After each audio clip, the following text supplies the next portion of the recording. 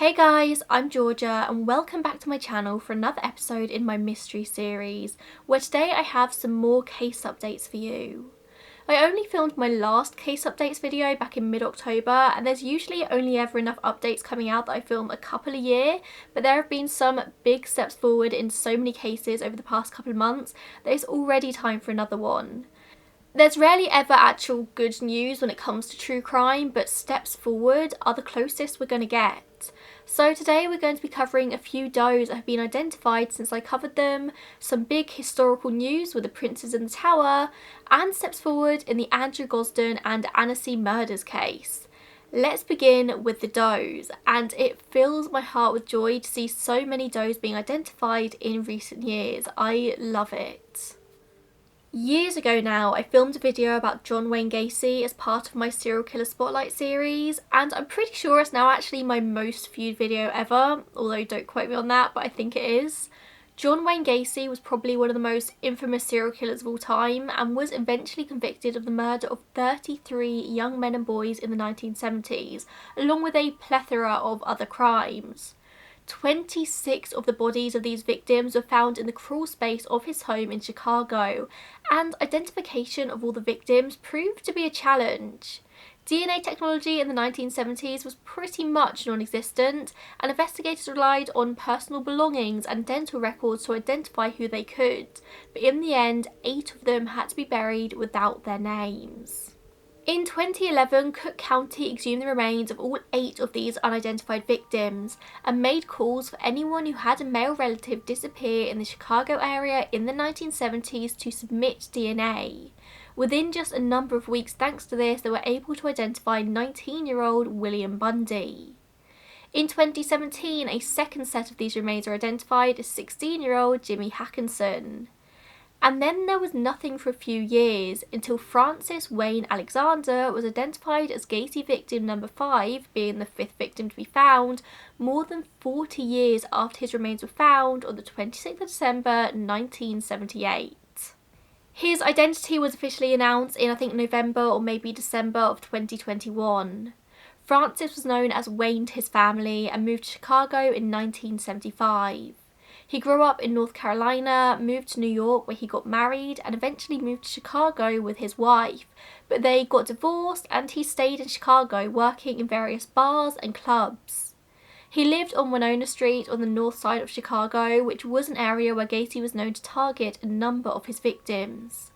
It's believed that he was 21 or 22 years old when he died, and they're able to narrow down the time frame of his murder because they know exactly when the individual buried on top of him was murdered, so it had to be before then.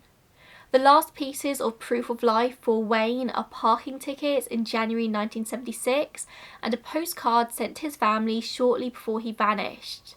The postcard was to his sister reading, "Hey baby, I'll see you soon 'cause I love you, Wayne." His sister assumed that she would hear from him again, but he went silent. She said that she thought about him often and in more recent years would search for him on Facebook to see if his name or face would pop up, but they never did, of course.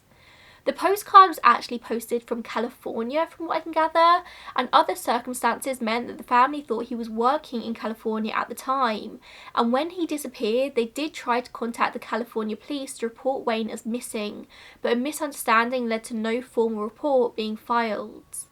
The family said they always felt like something was preventing Wayne from contacting the family, and always hoped that he'd eventually turn up. They've said that Wayne was a jokester with a sensitive side, and he was very much loved. In 2019, officials started on their mission to identify Cook County's remaining unidentified victims by teaming up with the wonderful DNA Doe Project, a non-profit who are focused on returning identities to the unidentified using genetic genealogy. Gacy victim number 5 was selected as the most promising case to begin with, so a tooth, a molar, was submitted to a lab for DNA extraction before the sample was delivered elsewhere for whole genome sequencing. After a whole load of science, the extracted DNA file was uploaded to GEDmatch, and within just 8 hours, DNA matches to second cousins were found, enabling the DNA Doe Project to conduct family trees and eventually identify Francis Wayne Alexander as a potential candidate for this doe. In June 2021, Cook County Lieutenant Jason Aaron contacted the Alexander family, telling them that the sheriff's office were looking into an unidentified person's case and asked for a DNA sample and any other information they had about Wayne. He didn't mention anything about Gacy, but the family said they quickly put two and two together after doing some research. Obviously, it was eventually confirmed and the family released a statement. It is hard, even 45 years later, to know the fate of our beloved Wayne. He was killed at the hands of a vile and evil man. Our hearts are heavy and our sympathies go out to the other victims' families. Our only comfort is knowing this killer no longer breathes the same air as we do. We can now lay to rest what happened and move forward by honouring Wayne. We ask that you respect our wishes of privacy as we process this tragedy. If my calculations are correct, that means there are still 5 unidentified victims of John Wayne Gacy that I assume DNA Doe Project are in the process of identifying. I really hope so. So fingers crossed in the future I have some more news on this front. A lower profile John Doe case finally got solved after 60 years, 60 in 2021, was that of Bibb County John Doe. This is actually a story I covered fairly recently. Bibb County John Doe was an assumed teenage hitchhiker who died in a car accident on March 27th, 1961, near the Bibb and Shelby County line in Alabama.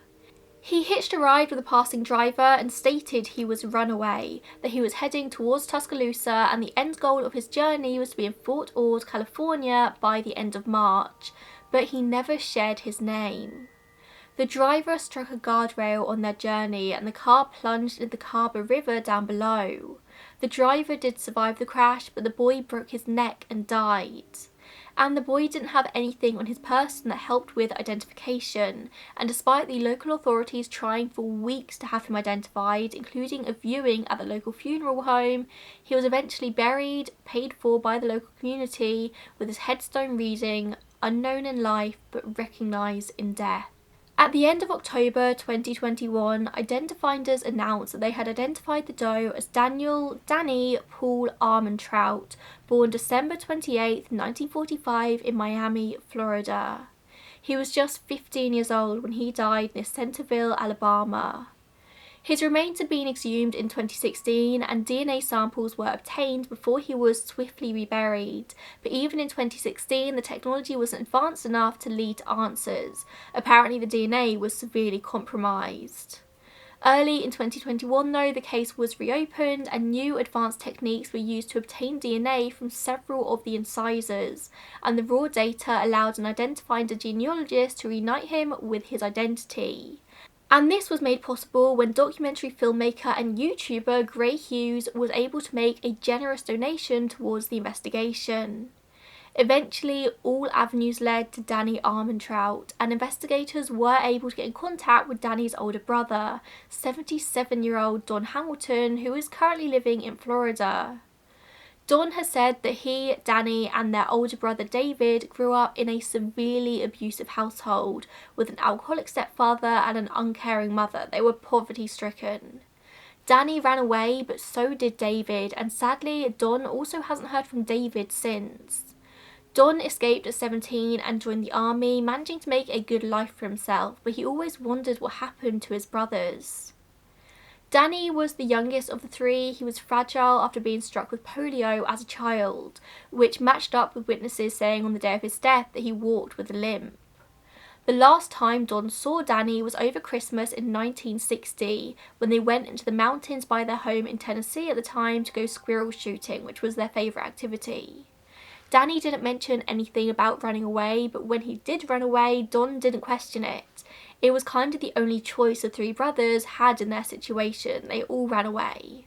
Pretty much everything Danny had told the driver in the car that day was true. He did have family in Alabama and he was headed to California because he wanted to join the army just like his older brother had done, and there was going to be a big recruitment event there. He would have been too young to join the army at 15, but it was fairly easy to fudge your age back then. If you remember the original video, which I will leave linked down below in case you want to go watch it, Danny was found with scars on his arm spelling out RY and love, something which is still a question mark. Don has said that he wasn't aware of anyone in their small Tennessee town who had the name or initials of RY, and suspects that RY might have been someone Danny met on his journey, and he doesn't remember him having this scarring when he last saw him. Danny was also found with a picture of a girl in his belongings, and that girl remains unidentified. Not that we particularly need to know who she is now we know who he is. This case being solved was huge, not only for Don and the investigators who worked so hard on it, but also for the community of Centerville, who kept Danny's story alive for decades. Some of the town's most prominent citizens assisted with his funeral back in 1916. Over the years, they visited his grave and kept it clean and tidy and told his story, and they couldn't be more happy that he finally has his name. Although Don's name is Don Hamilton, the name of their abusive stepfather, he made the decision to identify his brother as Danny Armentrout, the surname of their biological father. Don said he's gone through life tainted by this man, and the same shouldn't happen for Danny. So his new and updated headstone will have this name on it. And on top of all of this, investigators also said that they were launching a nationwide search for Danny and Don's oldest brother David, who is still missing, and they're hoping to use Don's DNA in genealogy databases to help with this. Hopefully the discovery of David will be better news than that of Danny, and I'm going to continue to keep an eye on this case for sure to see if anything more comes out. I must admit, I did shed a tear when I found out that Danny had been identified. This case really affected me when I first researched it, and although I hoped more than anything that he would be identified eventually, I knew that chances were slim after 60 years, so this just goes to show that there's always hope, no matter how old a case is. This case is actually the oldest case of a National Centre for Missing and Exploited Children subject ever solved using genetic genealogy. There's a chance that every case could be solved. In March last year, 2021, I covered the case of Yonkers Jane Doe in a video where I spoke about 4 Doe cases with less information. She was discovered in June 1992, dismembered in a number of plastic bags near a shopping mall in Yonkers, New York. And although in a bit of a twist we've known who was responsible for the murder, serial killer Robert Shulman, she's never had a name. I'm happy to announce that last month, Yonkers Jane Doe was finally identified as 31-year-old Marissa Hammonds, a mother of 2 who lived in New Jersey at the time of her disappearance. She was born in Kentucky in April 1961, one of 7 children. She lived in California when she was younger and eventually moved to Michigan and then finally to New Jersey, where her and her sister worked as fashion models. She was identified via genetic genealogy technology offered by the FBI, where her DNA was eventually matched to that of a cousin who had submitted their sample to a genealogy website. 3 weeks after they put Marissa's DNA into the system, they got a match, and they confirmed her identity through comparing the DNA to 3 of her siblings and her now adult son Jason. Jason was about 2 years old when his mum disappeared. He never knew what happened to her and always wondered why she never came looking for him, so at least now he has answers. Jason actually has a GoFundMe page where he's currently trying to raise funds to have his mother's remains relocated closer to him and finally get her a headstone. I'm going to leave it linked down below in case anyone would like to go and donate, and as long as this video doesn't get demonetized, I'll donate a portion of the profits of this video to it as well. Our final Doe identification today is that of another child, far too young to meet the end they did, the Walker County Jane Doe, finally identified as Sherry Ann Jarvis. The Walker County Jane Doe was found in Huntsville, Texas on November 1st, 1980, her body discovered within just hours of her sexual assault and murder by asphyxiation. This is probably one of the USA's more infamous Jane Doe cases, a young girl estimated to be between 14 and 18 years old found on the shoulder of the I-45. When investigators called for witnesses, multiple people came forward stating that they had seen a girl matching Jane Doe's description in the 24 hours before her death. She had been seen at a truck stop and at a gas station, and one witness stated that she'd asked for directions to the Texas Department of Corrections Ellis Prison Farm. A baffling puzzle piece in this mystery because she looked way too young to be wanting to go to a prison. Inmates and employees at the prison were shown mortuary photos of Jane Doe, but no one was able to identify her, and this case hit dead end after dead end. until 41 years later when she was finally identified as Sherry Ann Jarvis from Stillwater, Minnesota. She was born on the 9th of March 1966, meaning that she was just 14 years old when she was killed, and has been described as a child who loved horse riding, animals and children. She had been seized by the local authorities in Minnesota when she was 13 due to her habitual truancy, skipping school, and was sent to a shelter in Stillwater. The shelter was an emergency state-licensed crisis home where young people between the ages of 12 and 18 were placed temporarily whilst they awaited appearances in juvenile court. Sherry soon ran away from the shelter, and they did report her as missing, but records have since been destroyed, so investigators were unable to look at them. Sherry did write her family a letter shortly after she ran away, saying that she was upset at the thought of being incarcerated and was intending to return when she was 18 or 21, but of course she never did. According to her childhood friend Connie Letourneau, she believes that Sherry originally ran off with two sisters from the area and ended up in Wisconsin. The two sisters eventually returned home, but Sherry refused to go with them. After her identification, her family said in a statement to Oxygen.com, "We lost Sherry more than 41 years ago and we've lived in bewilderment every day since, until now as she has finally been found. She was deprived of so many life experiences as a result of this tragedy. Our parents passed away never knowing what happened to her or having any form of closure, but we are grateful that they never had to endure the pain of knowing her death was so brutal." Sherry's father died in January 2018 and her mum died in June 2019, and her dad kept the same phone number until the day he died in the hope that Sherry would one day call. The journey to her identification has been a long one, but the Walker County Sheriff's Office have always been reluctant to refer to it as a cold case. They say it's always been at the forefront of their mind. They've always been investigating. But as with the rest, it was DNA that provided answers in the end. In July 2020, investigators sent samples of Sherry's DNA to a company called Othram to begin forensic DNA testing. I've spoken about Othram in many videos before. They're an amazing company who work cases with even the most degraded of DNA, determined not to give up. This was a team effort though, with Othram, the Walker County Sheriff's Office, the Houston FBI Office, the Texas Rangers, and the National Center for Missing and Exploited Children, all working on this case over the years to eventually come to an answer. Early attempts to get DNA from Jane Doe's skeleton were unsuccessful, but eventually some formalin-fixed paraffin-embedded tissue was the key to unlocking answers, which is unusual because formalin usually damages DNA. The material was sent to Othram's lab where they were eventually able to develop a DNA profile and then eventually a comprehensive genealogical profile and a possible family. The job then went back to investigators who got in contact with the family and through conversations determined that this was likely Sherry. DNA swabs of close relatives were collected and sent back to Othram and a government lab, and it was soon confirmed that this was a familial relationship. After 41 years, Sherry Ann Jarvis finally had her name back. But sadly, that's not the closure of this case. Although we now have Sherry's name, we don't have any answers as to who was responsible for her death, and they still want to catch them. So if you know anything that could aid the investigation here, you're encouraged to contact the Walker County Sheriff's Office, for which I'll leave contact details down below. An article from CBS News on November 11th, 2021 states they do have some positive leads on the killer, but that's about all we have in regards to it.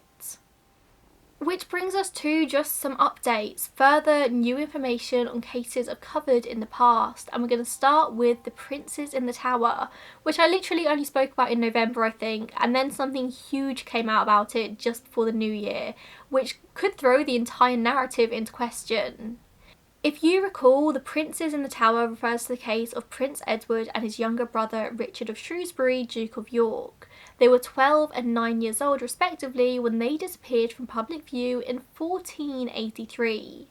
It's been speculated for centuries that they were murdered at the hands of their uncle, King Richard III, or some even think it was perhaps King Henry VII. Both stories go that the kings wanted to solidify their positions on the throne, but you'll have to watch the video for the full story. A couple of centuries later, the skeletons of 2 young boys were found buried beneath a staircase in the Tower of London. And although it's assumed that they are skeletons of the princes, no one knows for sure because the royal family has consistently refused to allow genetic testing to confirm. But new evidence has come forward to suggest that whilst we still don't know what happened to little Richard, Edward may have been able to escape to a rural Devon village where he lived the rest of his days under the radar. Now, all of this is pretty loose evidence, but this is a nearly 600-year-old case, so actual evidence is going to be hard to come by here. Researchers have followed a trail of medieval documents to a small rural village in Devon called Coldridge, where it's believed that Edward might have been sent to Devon to lie low, living on his half-brother's land. Inside the local village church is a chantry, which is basically a memorial dedicated in memory of a person or family, and in this case it's dedicated to a mysterious man called John Evans.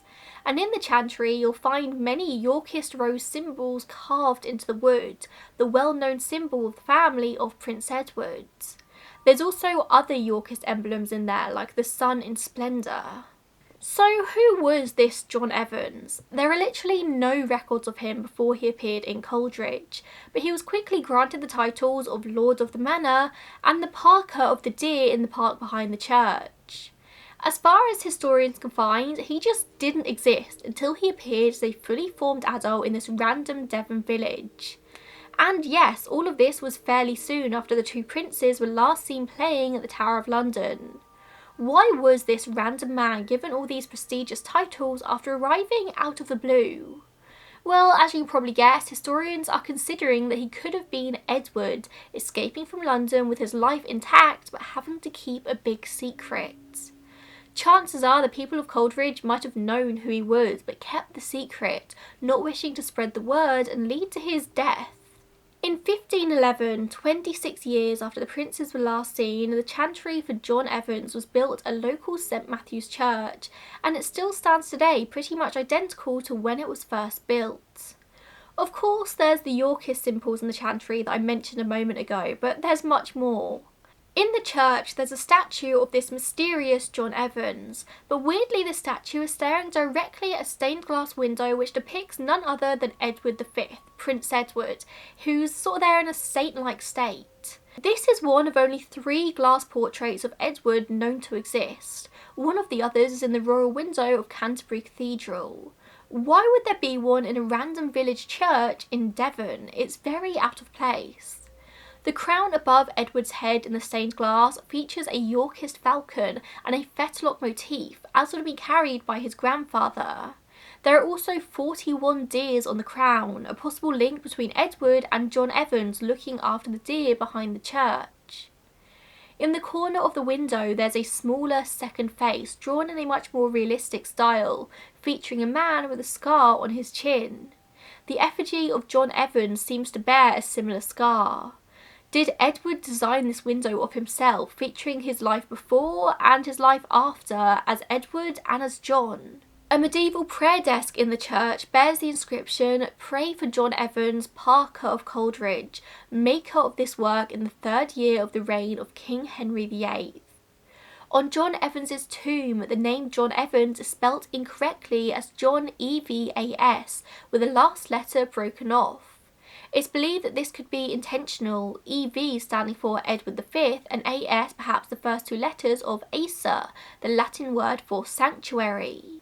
Below this is medieval scroll carved into the stone, which could well be read as King in all capital letters when inverted.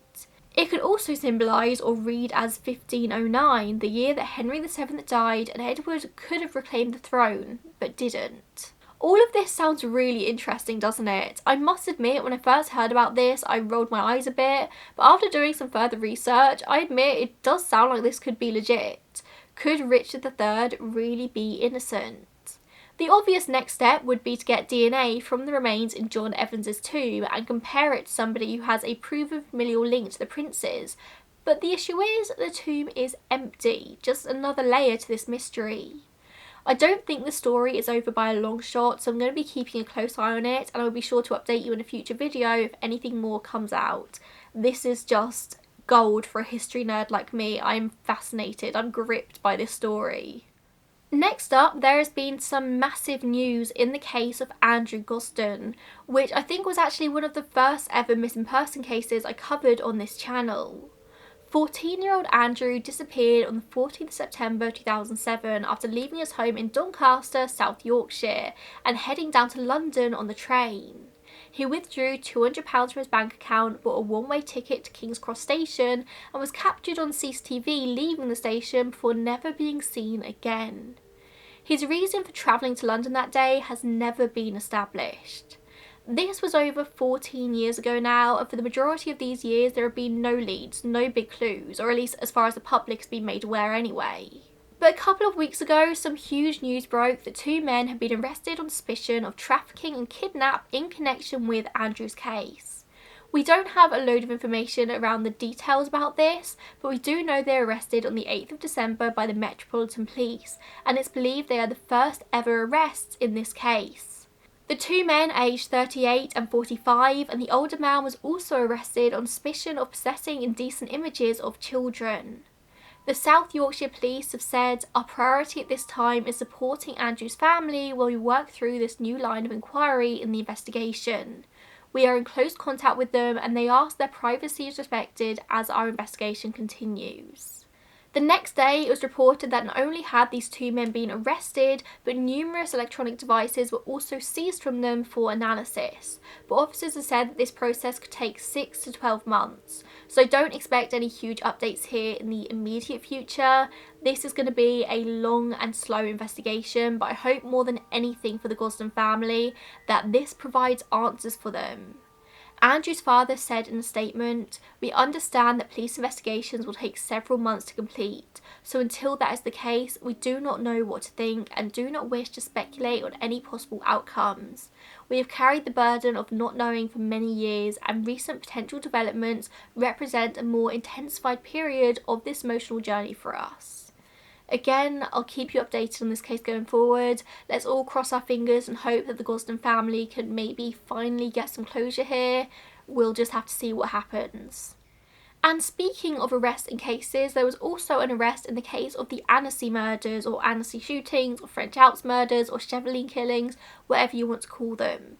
The September 2012 murders of 3 members of the British Al-Hilli family and 1 French man, Sylvain Molière, which happened on a quiet road in Cheveline in France. It's noted by investigators that the gunman was incredibly experienced. He knew what he was doing. And when I added this to my list of case updates, I was hoping this would be something huge, a big step forward in the case, but updates that have come out since that suggest that it's not the case, but I figured I would let you guys know regardless. This is a case that the French police have never let go, continuing to work on it over the years. Just a few months ago, yet another reconstruction of this crime was staged to confirm timings and see who would have been where and when, and it seems like this reconstruction has raised some new questions. On Wednesday, 12th of January 2022, it was announced that a man had been detained in connection with this case, with police sources telling the French media that an unidentified man had been taken into custody at 8 AM that same day, and his home had been searched. The man's movements and whereabouts on the day of the killings, as well as the days before and after, were being verified. Not much else could be shared about the investigation as covered by French law, but according to some sources, the man who was arrested had been on the police radar for a while and had been previously questioned. Sadly, this hasn't turned out to be the lead anyone hoped it would be, and it seems that the man has since been set free with no charges being made against him, and investigators are now back to square one, but they're still on the hunt, and that's something. That's everything I had on my list for this video, but please, if you know of any other case updates that I might have missed, feel free to stick them in the comments. I actually find out about a lot of these updates when something big happens, and you guys go back to the original video to comment on them, so please keep that up. I try and keep as up to date as I can, but with the amount of stories I cover, it gets a little bit difficult, so it's definitely a team effort here. Thank you so much for tuning in today. If you do have a few spare pennies, then please maybe go and check out Jason's GoFundMe so he can get his mother's remains relocated closer to him. I believe really strongly in being an active true crime listener, whether that's just sharing things where you can on Twitter and Instagram, or participating in conversations, and if you're in a position to be able to, donating to the cause, whether that's families or to charities who help the families and investigations. I am actually thinking about maybe soon doing a live stream to raise funds for the DNA Doe project, so please let me know if that would be something you'd be interested in. Thank you so much for watching, and I will see you in the next one. Bye guys.